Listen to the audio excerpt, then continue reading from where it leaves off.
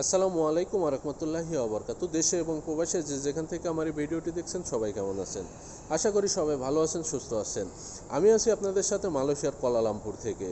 শুরুতে জানিয়ে দেবো আজকের দিন তারিখ এবং সেই সাথে জানিয়ে দেবো মালয়েশিয়ার কয়েকটি মানি এক্সচেঞ্জ হাউসের রিঙ্গিতের বিনিময়ে টাকা রেট এবং মালয়েশিয়াতে স্বর্ণের বাজার কেমন আছে সেটা জানিয়ে দেওয়ার চেষ্টা করব।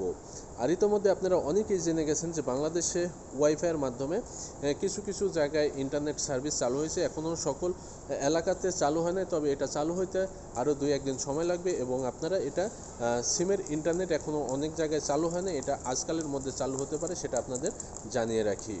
আর যে সকল প্রবাসী ভাই বোনরা চিন্তাভাবনা করছেন দেশে টাকা পাঠাবেন, আপাতত টাকা পাঠানো থেকে বিরত থাকুন, কারণ বাংলাদেশের সকল ব্যাংক এখন পর্যন্ত বন্ধ আছে এবং মোবাইল ফ্ল্যান্সি যে অপারেটরগুলো আছে, যে সার্ভিসগুলো আছে, বিকাশ নগদ বলেন, সেগুলো কিন্তু এখন বন্ধ আছে।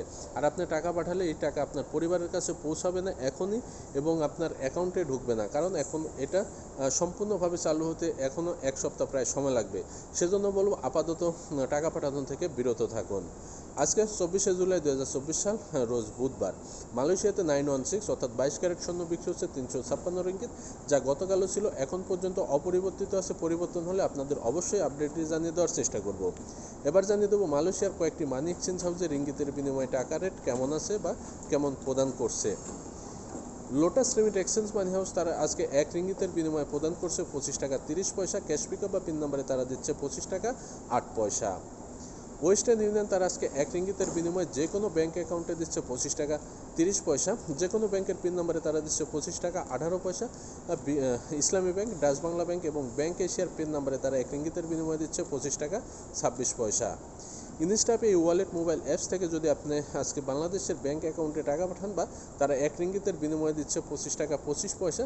ক্যাশ পিকআপ বা পিন নম্বরে তারা দিচ্ছে 25 টাকা 7 পয়সা। বিকাশ রকেট নগদ উপায় ই ওয়ালেটে তারা 1 রিঙ্গিতের বিনিময়ে দিচ্ছে 25 টাকা 5 পয়সা। CBL money transfer, city remit অ্যাপসের তারা আজকে যে কোনো ব্যাঙ্ক অ্যাকাউন্টে 1 রিঙ্গিতের বিনিময়ে দিচ্ছে 25 টাকা 25 পয়সা। ক্যাশ পিকআপ বা পিন নম্বরে তারা 1 রিঙ্গিতের বিনিময়ে দিচ্ছে 25 টাকা 5 পয়সা। বিকাশ এবং নগদ ওয়ালেটে তারা 1 রিঙ্গিতের বিনিময়ে দিচ্ছে 25 টাকা 25 পয়সা।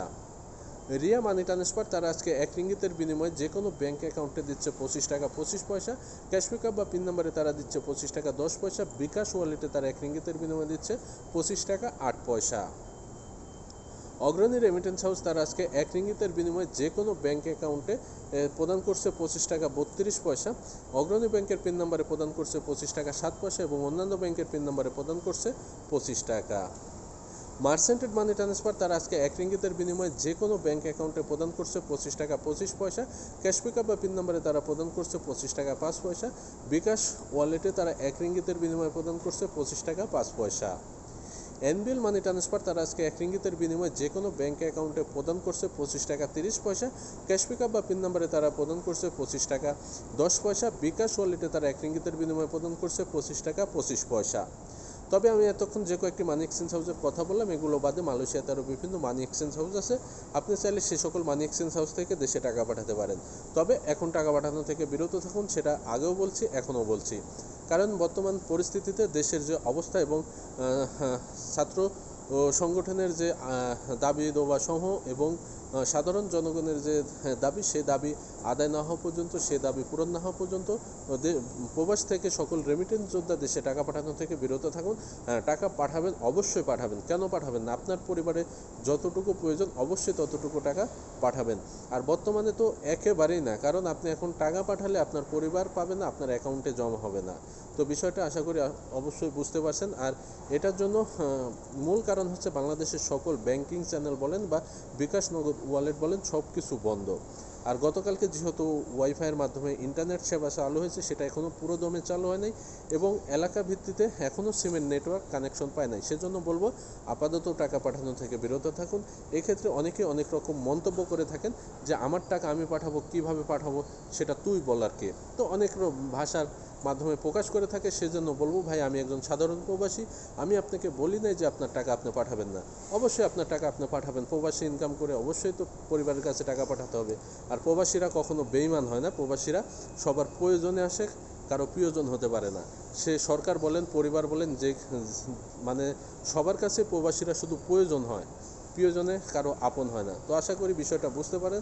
আর আপনি যে দলই করেন না কেন ভাই, হ্যাঁ সেটা আমার কাছে কোনো না, আমি কোনো দলের পক্ষ না, আমি সাধারণ একজন শ্রমিক এবং সাধারণ একজন প্রবাসী, সাধারণ দেশের খেটে খাওয়া মানুষ এবং ছাত্র সমাজের পাশে আছি, থাকতে চাই, এই দোয়া আপনাদের কাছে চাই।